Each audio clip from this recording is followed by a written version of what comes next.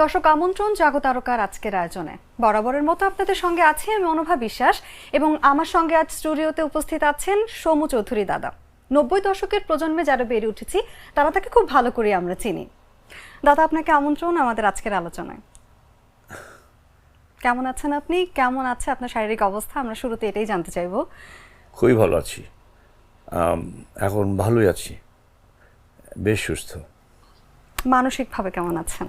মানসিকভাবে ভালো আছি, বাহ। মানসিকভাবে ভালো আছি, হ্যাঁ, মানসিকভাবে ভালো থাকাটি আসলে ইম্পর্টেন্ট ইম্পর্টেন্ট এই সময়টাতে। শুরুতেই আপনার অভিনয়ের ব্যাপারে জানতে চাইবো যে বেশ অনেক দিনের একটা গ্যাপের পরে আবার নতুন করে আমরা আপনাকে দেখতে পাচ্ছি। কিভাবে শুরু করেছেন কাজ, কেমন যাচ্ছে সবকিছু?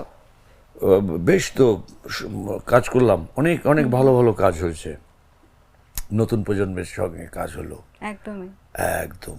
তারপরে নতুন ডিরেক্টর, নতুন ভাবনা নিয়ে কাজ হলো এবং আমার ক্ষেত্রে তো আমি একটা স্টেপ উপরে চলে গেছি, কারণ বাবার চরিত্র করি। বাবার চরিত্রগুলো ইদানিং আমাদের নাটকে বাবা মায়ের গুরুত্ব, পরিবারের গুরুত্ব বেশ বেড়েছে। নায়ক নায়িকা বা প্রধান চরিত্রের প্রেম, তাদের স্ট্রাগলের সাথে ফ্যামিলির অ্যাটাচমেন্টটা, এটাও বেশ আসছে, ভাল লাগছে। বাহ, দারুণ। দাদা, আমি যদি খুব ভুল না করি যশোরে আপনার জন্ম, বেড়ে ওঠা। আমার বাড়ি যশোর। হ্যাঁ হ্যাঁ, তো সেখানে আমি জানতে চাইবো যে আপনার একদম ছোটবেলা থেকে শুরু করে কিভাবে এই যে অভিনয় জীবনে আসা অ্যান্ড এতদিন পর্যন্ত এই যে অভিনয়ের যাত্রাটা, আমি আর শুরু থেকে জানতে চাইবো এই ব্যাপারটা নিয়ে। হ্যাঁ, আমার যশোরে জন্ম, যশোরে বেড়ে ওঠা, খেলাধুলা, সাংস্কৃতিক মানে যে পরিমণ্ডল বা মহল্লাতে যে আবহাওয়া ছিল সেখানে বেড়ে ওঠা, ফলে নাটক, খেলাধুলা এগুলোর মধ্যে থেকে বেড়ে উঠেছি। মামারা খেলাধুলা করতেন, তাদের সঙ্গে ক্রিকেট খেলেছি। ম্যাট্রিকের পরেই উদীচীতে ঢুকেছি। উদীচীতে প্রবেশটাই আমাকে অভিনেতা হওয়ার ভাবনাটা শুরু করে, যেটা হয়তো সুপ্ত ছিল, হয় না, অনেক মানুষ জীবনের তো অনেক ভাবনা থাকে। তারপরে উদীচী করেছি সিরিয়াসলি নাটক, এবং সেই ক্ষেত্রে আমার সঙ্গে যাদেরই পরিচয় হয়েছে সবাই আমাকে অনেক ধরনের সহযোগিতা করেছেন। প্রথমটাই হচ্ছে যে শান্তিদা আমাকে, নাটকের ডিরেক্টর, সে কিন্তু ডিটেক্ট করেছে যে হ্যাঁ, তোর ভিতরে আছে, তুই অভিনয় করতে পারিস, কর। সেটা আমার ভালো লাগার থেকেই শুরু হয়েছিল। ফলে জীবনের অন্যদিকে যাওয়া হয়নি, বিশেষ করে চাকরি বাকরি বলা হয় বা অন্যান্য কোনো প্রফেশনে যাওয়া হয়নি। এটাতেই পাগলামিটা ছিল এবং সেটা এখনো পর্যন্ত আছে।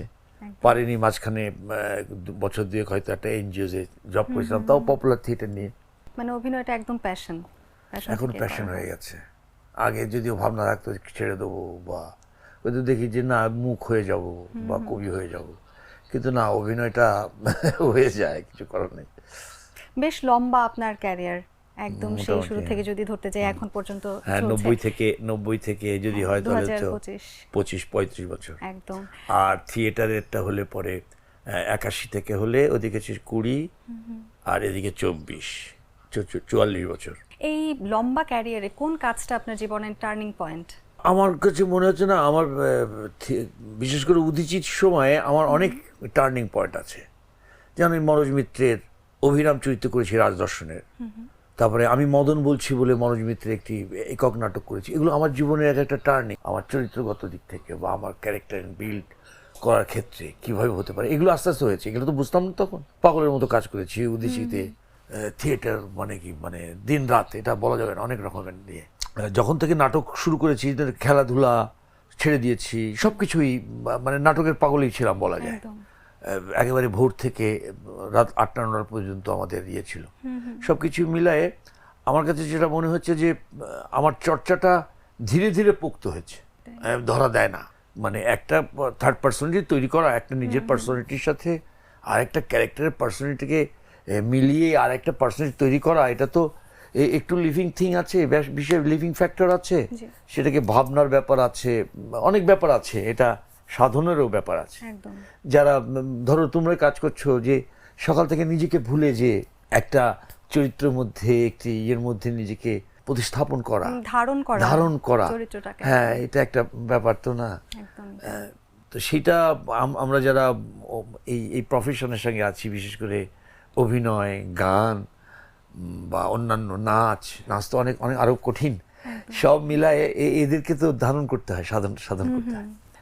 আমি একটা কবিতা লিখে ফেলেছিলাম 93-4 দিকে, হঠাৎ করেই সকালবেলা মনে, আমি গল্পটা বলি এই কারণে যে এটা আমাদের সবার জন্যই প্রযোজ্য খুব। সেটা হচ্ছে যে, মাথার ভেতর শব্দকোষগুলো এতটা নির্জীব হয়ে যাবে ভাবিনি বিগত কয়েক বছর। বেনে পুতুলের মতো মুখে রং মেখে পরশব্দ এত বেশি আউড়ে বসেছি, নিজের বলতে এখন কিছুই নেই নাক চোখ চেহারায়। ঈর্ষাকাতর চোখগুলোর সামনে এখন শুধুই মৃত তারা। নিজের ভেতর কখন যেন পাথর হয়েছে, সেই কথা কাহিনী রাজপুত্রের মতো নায়ক। অসাধারণ। হ্যাঁ, তো আমরা যারা ধারণ করি, আসলে তো আমাদের চরিত্র, তুমি তোমার নাম ভুলে যাচ্ছ, তুমি যে সেই আরো এক দাদির প্রিয় নাতি, সেটা তুমি ভুলে যাচ্ছ, ধীরে ধীরে আর একটি চরিত্রের মধ্যে এসে যাচ্ছ। এটাও আমাদের প্র্যাকটিস করতে হয়, এটাও ঠিক। যাই হোক, আমি বেশি বলে ফেলছি। একদমই না। এই যে আপনার দীর্ঘ এক ক্যারিয়ারের কথা শুনছিলাম, একটা সময় খুব ব্যস্ত থাকতেন কাজ নিয়ে, শোনা যায় আপনার স্কেজুলও পাওয়া যেত না, সময়টা কি মিস করেন? না, করি না। এই কারণে কি বড় কষ্টকর। এত এই সময় এমনও গেছে জানো, আমি 3 জায়গায় কাজ করেছি, সকাল থেকে 6টা থেকে তোমার 4টে-5টা পর্যন্ত, মানে সানস পর্যন্ত। এই শিফটে, ডে শিফটে হয়তো কাজ করে এসেছি তোমার রাজেন্দ্রপুর, ওইখান থেকে চলে এসে পরে এক গাড়িতে করে এসে নেমেছি শুক্রবার, হায়াত ভাই দূরের আকাশের সেটে কাজ করেছি, করে কিছু করার নেই, আজকে টেলিভিশন বেজে গেছে। আর এটা হয়, শোনো, মানে এরকম আমার কাছে মাঝে মাঝে যেটা গান আছে, যে চাঁদে কলঙ্ক আছে যেমন, ভালোবাসায় বদনাম তেমন, তাতে টলল কোথায় প্রেমিকের মন, প্রেমেরও আসন, চাঁদে কলঙ্ক আছে যেমন। চাঁদের কলঙ্ক আছে বলে তো চাঁদের দিকে সবাই তাকায়। তো তেমনি ফেমিং যারা হয়, তাদের তো এক এক সময় কোনো না কোনো চাউর না হলে তো তারাও থাকে না। হয়তো টুকটাক আমারও চাউর হয়েছিল, খারাপ লাগতো, কিন্তু হয়ে যেত, হতো। এটা ইয়ে করবো না, এটা মিডিয়ার জন্য প্রফেশন না আসলে। একদমই তাই। এবং আমরা যেমনটা দেখেছি, আপনি কিন্তু বিজ্ঞাপনেও জনপ্রিয় একটি মুখ ছিলেন। সেই ব্যাপারটাকে কিভাবে ব্যাখ্যা করবেন, সেই অনুভূতিটা কিভাবে ব্যাখ্যা করবেন?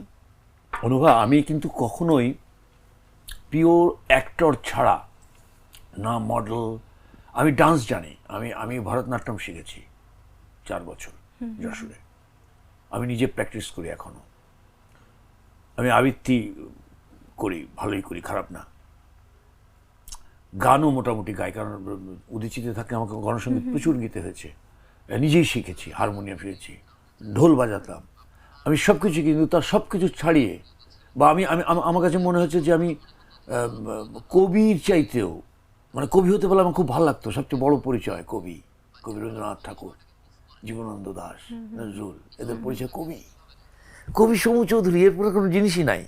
কিন্তু হব না, জিন্দিগিতে হবে না, এটা আমার ব্যর্থতা, কারণ আমার নাম আগেই মানে ফুটে গেছে অভিনেতা হিসেবে, ঠিক আছে, মানে একটা প্রেমিক হিসেবেও আমার নাম নেই, কিন্তু জানো, খুবই দুঃখজনক, কিন্তু জানো, বিকজ আমরা ধরাছোঁয়ার বাইরে চলে গেছি, ফ্যান্টাসির মধ্যে চলে গেছি, আমাদের কেউ ছুতেও চায় না। তুমি কি মানে এমন একজন মানুষকে চাবে যে তোমার ধরাছোঁয়ার বাইরে বাইরে থাকবে? তার সঙ্গে তো তুমি কখনোই সম্পর্ক করবে না, ন্যাচারালি। এনিওয়ে, এটা আমি একটু অন্যদিকে গেছি, অনেক ডিপে গেছি। আপনি এক সময় তুমুল জনপ্রিয় ছিলেন, যেটা বলছিলাম 90 দশকের সময়টাতে। 90 দশকের আসলে এমন কোনো মানুষ নেই যারা আমরা 90 দশকে টিভি, সিনেমা বা বিজ্ঞাপন দেখে বড় হয়েছে। ওই বিজ্ঞাপনের মডেলও মনে করো আমি ট্রাই করেছি, কারণ বিজ্ঞাপন করো, তুমি তো জানোই, তুমি বিজ্ঞাপন করেছো কিনা আমি জানি না, করতেও পারো, করেছো নিশ্চয়ই, তোমার যে ফেস দেখছি বা তোমার ইয়ে করতেই পারো। অনুভা, মানে বিজ্ঞাপনের যেমন একটা টাইম ফ্রেমের মধ্যে তোমাকে পারফরমেন্সটা করতে হবে, আমাদের ইয়েতে তো সেই বাইনটা নাই, অ্যাক্টিং আমি যেটা খুশি করতে পারবো, যতটা রাখবে সেটা ডিরেক্টরসের সঙ্গে আমার পার্সোনাল ইয়ে হবে। আমি ট্রাই করেছি এবং খারাপ করিনি একেবারে, নট ব্যাড এটা। আমাকে সবচেয়ে ভালো লাগছে কিছু ফিলার, যেমন ডক্টরস ডেতে, ফাদার্স ডেতে আমি কিছু কিছু ফিলার করেছি। আচ্ছা। এত ইমোশনাল, এত মজার। এই যে কিছুদিন আগে সৌম্যর সাথে করলাম হন্ডা না কিসের যেন, মাহিনের, আচ্ছা। অদ্ভুত, খুবই সুন্দর। এনিওয়ে, এগুলো তো সবাই জানে। আর আমাকে আমার ভাল লাগে যে আমাকে সমু চৌধুরীকে চেনে অভিনেতা হিসেবে, ভাল লাগে, নিশ্চয়ই ভাল লাগে। আমার বন্ধু বান্ধব প্রচুর, আমার ভক্তগুলো অনেক, এবং আমি মাঝে মাঝে খুবই বিড়ম্বনায় পড়ি এই কারণে। আর ইদানিং তো একটা ভাইরাল হয়েছি, সো আমার ভালোই লাগে, খারাপ লাগছে না। দাদা, একটু জানতে চাইবো যে এই যে জনপ্রিয় ছিলেন, সে সময়টাতে কি জনপ্রিয়তা হারানোর কোনো ভয় কাজ করতো, বা এই সময়টাতে এসে কি? হ্যাঁ, সবসময় মানুষের ভিতরে এই দ্বন্দ্ব খেলা করে তো, আয় পড়ে যাবুনি, পড়ে যাবুনি। তো অনেকে পড়লে কি হলো, গেলাম গা, আমি তো আছি, এরকম আছে। কারণ এটা তো একটা অহমের ব্যাপার, তুমি বুঝতে পারছো, স্টার, সবাই তাকে দেখে সালাম দিচ্ছে, এটা তার তো ব্যাপারটাই আলাদা। সে তো আর কি বলবো, যে দেহগত ব্যাপারে নাই, আর সে তো একেবারেই মনোগত, কাল্পনিক কল্পনার ইয়েতে, মেটামরফিক্যাল এতে আছে। একদম সেই রকম জায়গা থেকে আমি দিলীপ কুমারের একটি কথা আমার খুব মনে লেগেছিল, আমি ওটাকে ধারণ করি। তখন আমার বয়স কত হবে, আমি ডিগ্রি পড়ি, সিরিয়াসলি নাটক করি, ছবি দেখি, অমিতাভ বচ্চন, দিলীপ কুমার। আমি আমার একটা সুবিধা আছে, আমি আমার মা খুব ছবি দেখতেন। আচ্ছা। ছোটবেলায় আমি মায়ের কোলে 2.5 বছর বয়সেই ডাকবাবু ছবি দেখেছি জিনাদাতে। আর বাবা পুলিশ ছিলেন বলে টিকিট কাটতে, তো টিকিটের পয়সা লাগতো না, সো প্রতি সপ্তাহে ছবি দেখা হতো। আচ্ছা। এই কারণে দিলীপ কুমারের কথাটা, দিলীপ কুমার বলেছেন যে, দিলীপ কুমার যে আপনি দিলীপ কুমার হয়ে যখন আপনাকে সবাই দেখে, তখন আপনার কেমন লাগে এই জনপ্রিয়তাটা। তো উনি তো খুব আস্তে কথা বলতেন, খুব এত মার্জিত, এই পারফরমেন্স তো আলাদা। দেখি जब मैं दिलीप कुमार रहता हूँ तो ये आसमान पर उड़ना लगते थे, तो जब मैं उड़ना लगता हूँ तो पंछी की तरह मेरे पखना में भी आवाज होता था, बहुत एक तरफ से मपता जो मेरा माटी कहाँ है। तब मैं यूसुफ खान के बारे में सोचता, जो मैं यूसुफ खान हूँ, तब मैं ये धरती पर फिर से बैठ जाता हूँ। তারপরে আমরা সমু চৌধুরী হিসেবে সবার নাম করছি, সুখে ঠিক আছে, কিন্তু দিন শেষে তো আমি সমু, আমার নিজে, আমি ব্যক্তি সমু আমার কাছে আমাকেই তো খুঁজতে হবে আমারটা। একদম। দাদা, আপনি সম্পর্কের ব্যাপারে বলছিলেন, আমি যদি একটু ব্যক্তি সমু চৌধুরীর দিকে যাই, আপনি সম্পর্ক ব্যাপারটাকে কিভাবে দেখেছেন ব্যক্তি জীবনে? সম্পর্ক খুবই সুন্দর। সম্পর্ক না হলে আসলে তো আমরা এসেছি তো কোনো না কোনোভাবেই ব্যথা দিতে, ব্যথা নিতে। তো সেই ব্যথা বেদনার ব্যাপারটা প্রত্যেকের জীবনেই ঘটে। যার জীবনে ঘটে না সে সৌভাগ্যবান না, সে অনেক স্মৃতি অতীত থেকে হারিয়ে যায়। সে কারণে প্রেমের ইয়েটা তো বিরহে, মিলনে নয়, সার্থকতাটা। মিলন হয়ে গেলে পরে তো পাওয়া যাবে না, হারিয়ে যাবে। বিরহটা থাকা উচিত, আর আমাদের মতো অভিনেতাদের থাকা উচিতই। সে কারণে আমার জীবনে সম্পর্ক, প্রেম যেগুলো এসছে, গাঢ়ভাবে এসছে, গ্রহণও করেছি, আবার বাস্তবের কারণে হারিয়েও গেছে। দাদা, সম্প্রতি আমরা আপনাকে ভিন্নভাবে আবিষ্কার করেছি, তো এই ব্যাপারটা আসলে দর্শকদের কাছে আপনি যদি কিছু বলতে চান। না, বলার কিছু নেই, কারণ এই কথাগুলো আমি অনেকবার বলেছি। এখনো রাস্তাঘাটে আমাকে অনেক, আজকে সকালেও একজনা ডেকে নিয়ে বলেছে একটু চা খান, তার মধ্যে একটা মানুষ ডাকছে চা খেতে, আমাকে তো ডাকছে, সমু চৌধুরীকে ডাকছে। বসলাম চা খেতে খেতে, আমি কথা যেটা শুনছি সেটা, আপনার অনেক নাটক, একই কথা, 1000 নাটক করছে, চিনেন না বলে সমু চৌধুরী, চিনে না, ও না উনি নাম বলবেন, চিনে না, হ্যাঁ। তারপরে গেল ভাই আপনার নামটা যেন কি? সমু চৌধুরী। আর হ্যাঁ সমু চৌধুরী দিয়ে দেন, আয়া পড়বো, একটু সমস্যা হয়েছে ভাই, না বহুত তো ইউটিউব ভাই, না সমস্যা আছে।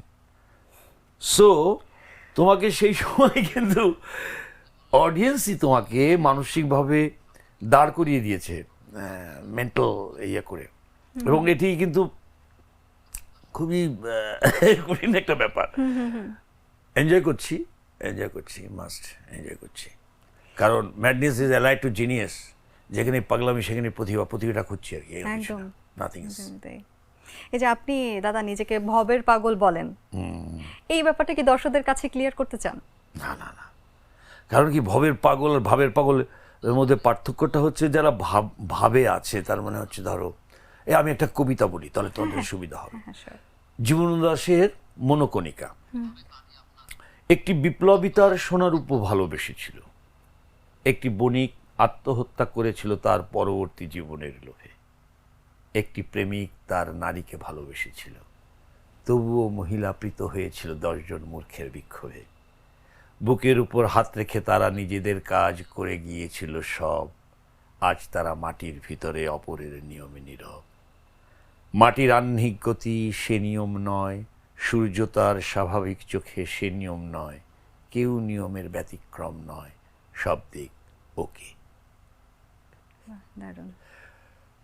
সো ভাবে যারা থাকবে তাদের উপায় নাই, সাইকো হয়ে যেতে পারে, কিন্তু ভবের থেকে তুমি যদি সম্পূর্ণতায় যাও, পাগল হও, সেই পাগলামিটির একটি চিহ্ন থেকে যাবে পৃথিবীতে, যেটা ভাবেতে থাকে না। সে কারণে জীবন আরেকটা কবিতা বলি, আজকের এক মুহূর্ত। হে মৃত্যু, তুমি আমাকে ছেড়ে চলছো বলে আমি খুব ভীষণ খুশি, কিন্তু আরো খানিকটা চেয়েছিলাম। চারিদিকে তুমি যে হাড়ের পাহাড় বানিয়ে রেখেছ, যে ঘোড়ায় চড়ে আমি অতীত ঋষিদের সঙ্গে আকাশে নক্ষত্রে উড়ে যাব, এইখানে মৃতবৎসা মাতাল ভিখারি ও কুকুরদের ভিড়ে কোথায় তাকে রেখে দিলে তুমি? এতদিন বসে পুরনো বীজগণিতের শেষ পাতা শেষ করতে না করতেই সমস্ত মিথ্যা প্রমাণিত হয়ে গেল, যেন কোনো নতুন দিগন্তের পুরনো বীজগণিত পরিহাসের চোখ নিয়ে অপেক্ষা করছে, আবার মিথ্যা প্রমাণিত হবে বলে, নাকি সেই শেষ সত্য বলে। জীবন ভারতে, চীনে, আফ্রিকার নদী পাহাড়ের বিচরণের মূঢ় আনন্দ নয় আর, বরং নির্ভীক বীরদের মতো পৃথিবীর ছিদ্রে ছিদ্রে স্ক্রুপের মতো আটকে থাকবার সূর্য ও আমোদ, তারপর চুম্বক পাহাড়ে গিয়ে নিস্তব্ধ হবার মতো আশা। অসাধারণ, অসাধারণ দাদা। দাদা, এই অভিজ্ঞতা থেকে আপনার কাছে জানতে চাইবো, জীবন মানে আপনার কাছে কি? জীবন আলো অন্ধকারের একটি মাঝামাঝি রূপ, কখনো আলোয় কখনো অন্ধকারের মধ্যে দিয়ে খেলে, তারই প্রতিরূপ প্রতিটি স্তরে পড়ে। দাদা, জীবনের এই পর্যায়ে এসে আপনার প্রাপ্তি অপ্রাপ্তির লিস্টটা আসলে জানতে চাইবো, যে কিছু কি পেয়েছেন, কিছু কি প্রাপ্ত হয়েছেন, বা কিছু কি হারিয়েছেন, এরকম অপ্রাপ্ত কিছু আছে? আছে প্রাপ্তি। আমি নিজেকে এখন আইডেন্টিফিকেশন করতে পারি যে আমি সমু, আমার বয়স বেশ মধ্য পেরিয়ে পারের দিকে যাচ্ছে, পৌরত্বের দিকে যাব। প্রাপ্তি, অনেক মানুষ আমাকে মনে রাখবে।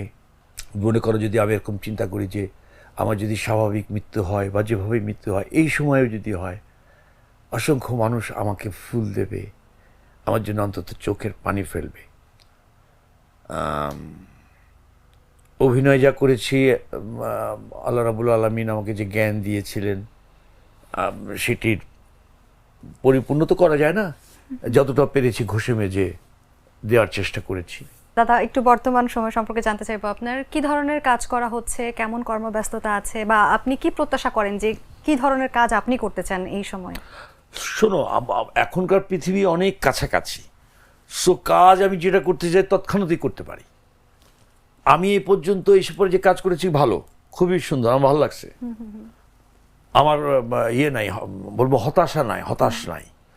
হতাশ যদি বলো তাহলে কর্পোরেটের আমাদের বিহেভিয়ার, কর্পোরেট আমাদের পাশাপাশি আন্ডারস্ট্যান্ডিং বা একজনের সাপোর্টিং, তোমাকে রেসপেক্ট করা, তোমার প্রয়োজনটিকে দেওয়া, এটিও অভাব আছে আমাদের কর্পোরেটে। তাছাড়া ইটস ওকে, যে জিনিস তৈরি হচ্ছে নট ব্যাড, আমরা বেশ মার্কেটের সঙ্গে আছি। ওয়েব ফিল্ম বলো, সিনেমা বলো, যে যারা বানাচ্ছে মেধাগত দিক থেকে, টেকনিক্যাল দিক থেকে আমরা বেশ বেশ আছি। এটা গেল। সিনেমা 2-3টে ক্যারেক্টার পেয়েছি, ভালো, সুন্দর, ভালো ভালো। এখন হচ্ছে কি, আমাকে তো ডিটেক্ট সবাই একটু একটু করে করেছে, সবাই পারে নাই, আসলেই পারে নাই। আমার অনেক বন্ধু বান্ধব বলে যে, সমু তুই মঞ্চে যা, তা তো টেলিভিশনে না। আমিও ভাবি যে হ্যাঁ, সম্ভব না টেলিভিশনে মঞ্চের কাজ করা। এখন যারা কাজ করে তার মধ্যে 3-4টে ক্যারেক্টার যে পাইনি তা না। আমাদের এখানে যেমন বাবু ভাই ভালো ক্যারেক্টার পাচ্ছে, করছে। বাবু ভাই is a nice actor also. সবাই পাচ্ছি তা তো না, চরিত্র লেখা হচ্ছে হচ্ছে এই। আর আমার যে ভাবনায় সেটা হচ্ছে যে করব 2-3টে তো ভালো চরিত্র, ক্যারেক্টার, স্ট্যাবল ক্যারেক্টার করে যাব নিশ্চয়ই। দাদা, এখন কিন্তু আমাদের সোশ্যাল মিডিয়াতে আমরা দেখতে পাই যে মানুষ হুট করে তারকা হয়ে যায়, হুট করে ভাইরাল হয়ে যায়, সেটা নেগেটিভ ভাবে হোক পজিটিভ ভাবে হোক। আপনাদের সময়, মানে 90 দশকের সময়টাতে আমি যদি বলি, এই ব্যাপারটা ছিল না। তারকা হওয়ার জন্য অনেক স্ট্রাগল করতে হতো, ট্যালেন্টেড হতে হতো। এখনকার মতন এরকম সস্তা কিছু মানুষ, আমি এভাবেই বলছি কথাটা, হ্যাঁ, ঠিক আছে। কারণ মানুষ যাতা করে ভাইরাল হয়ে যাচ্ছে এবং রাতারাতি তারকা নাম কামিয়ে নিচ্ছে। এই ব্যাপারটাকে আসলে আপনি কিভাবে দেখেন? কিছু করার না, এটা তো ভাইরালের যুগ, হইতেই পারে। তবে এটা তো ঠিক যে তুমি চালকে যেভাবেই ভাজো না কেন, ভাত ভাতই, ঠিক আছে? তো তেমনি তুমি যে স্ট্রাগলের কথা বললে, সে স্ট্রাগলে তো তুমি জানো যে আল মনসুর বেলাল ভাই আমাদের দেশের একজন খুবই জবরদস্ত অ্যাক্টর। উনি মজা করতেন, জানো সুমন, আমরা বৃহস্পতিবার নাটক গেলে শুক্রবার নিউ মার্কেটে যেতাম, যে আবার একটা শার্ট ওই যে শার্ট পরে অভিনয় করতাম, ওইটাই পরে যেতাম, যে আবার ওই আল মনসুর মানে তাকায় কিনা। তো এইভাবে আমরা যাচাই করতাম আমাদের ইয়েকে, অডিয়েন্সকে। আর সত্যি তো একজন অ্যাক্টরের মানে নারী ছেলে ভক্ত যেমন থাকে, তেমনি তো নারী প্রেমিকাও হয় অনেক, প্রচুর না, দারুণ হয়। এটা তো উপভোগ্যের বিষয়। আর নিজে যেটা করেছি সবসময় করেছি, ভালো ভালো নাটক হয়েছে। I am lucky to that যে আমি ফার্স্ট থেকে, আমার প্রথম নাটক সমৃদ্ধ অসীমী, মানে পকেটে ফুল থাকে পিস্তলের ভয় দেখায়, এই নাটক যেদিনকে বৃহস্পতিবারে গেছে, শুক্রবারেই নাটক তখন ভাইরাল। কারণ একসঙ্গে তোমার 4.5 কোটি অডিয়েন্স দেখছে। তুমি জানো এই সময় আমি নাগরিকে ছিলাম, আমরা ট্রেনে করে কমলাপুর থেকে রংপুর যাচ্ছি।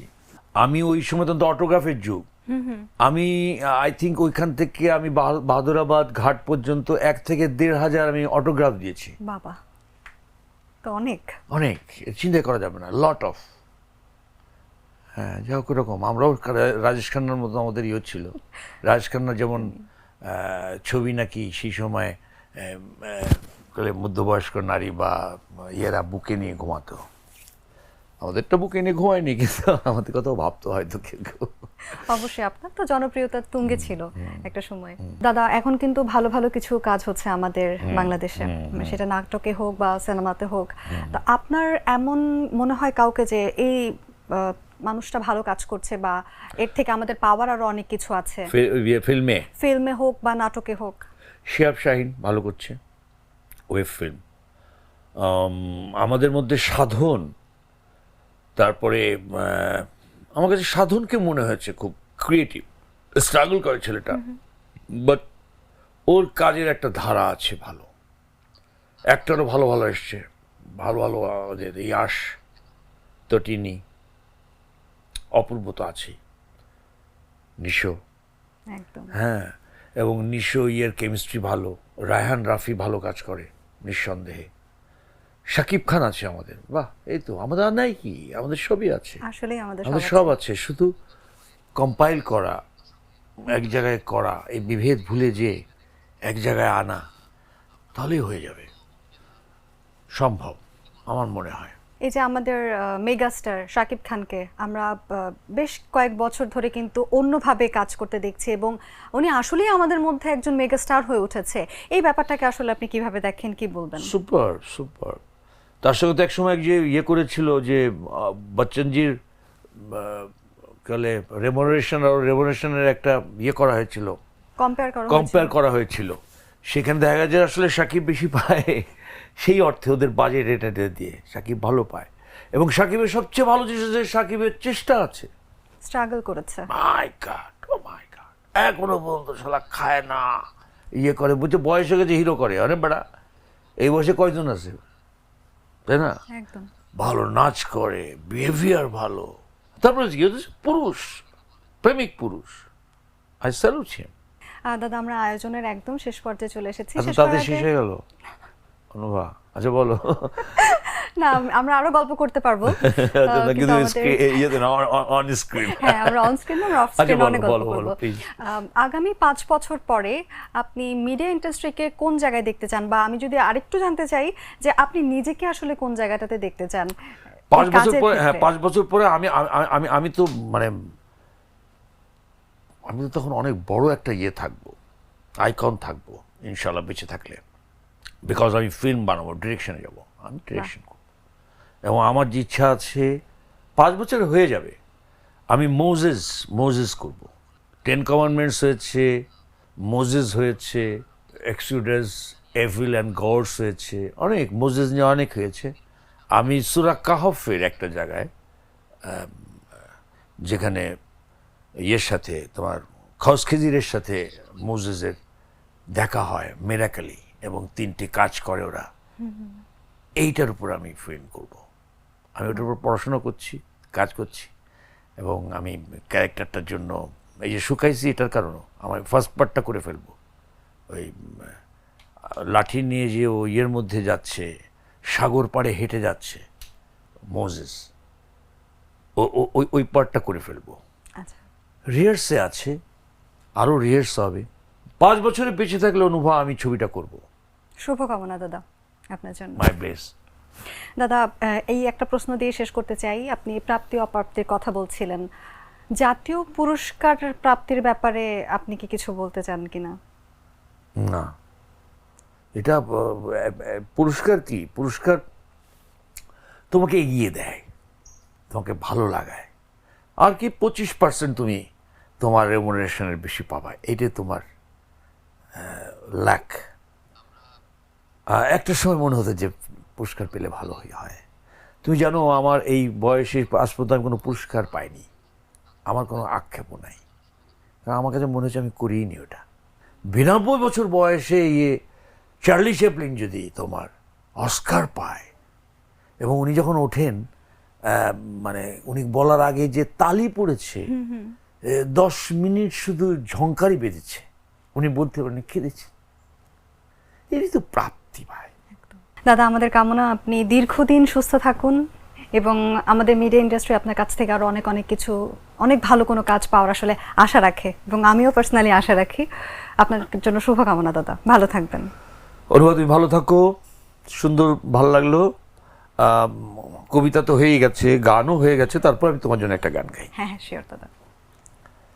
সুরের ভুবনে আমি আজও পথচারী, ক্ষমা করে দিও যদি না তোমার মনের মতো গান শোনাতে পারি। সুরের ভুবনে আমি আজও পথচারী, ক্ষমা করে দিও যদি না তোমার মনের মতো গান শোনাতে পারি। কি বা আছে বলো দেবার মতো, সংকোচে তাই আমি অবনত। কি বা আছে বলো দেবার মতো, সংকোচে তাই আমি অবনত। যদি তোমাদের আসর ছেড়ে মনটা হতে চায় ফেরারি, সুরের ভুবনে আমি আজও পথচারী, ক্ষমা করে দিও যদি না তোমার মনের মতো গান শোনাতে পারি। অসাধারণ দাদা, অসাধারণ। ধন্যবাদ আপনাকে। Thank you. দর্শক, এই ছিল আমাদের আজকের আয়োজনে। দেখা হয়ে যাবে অন্য একদিন অন্য কোনো অতিথির সঙ্গে। ততদিন ভালো থাকুন, সুস্থ থাকুন এবং জাগো নিউজের সঙ্গে থাকুন। ধন্যবাদ সবাইকে।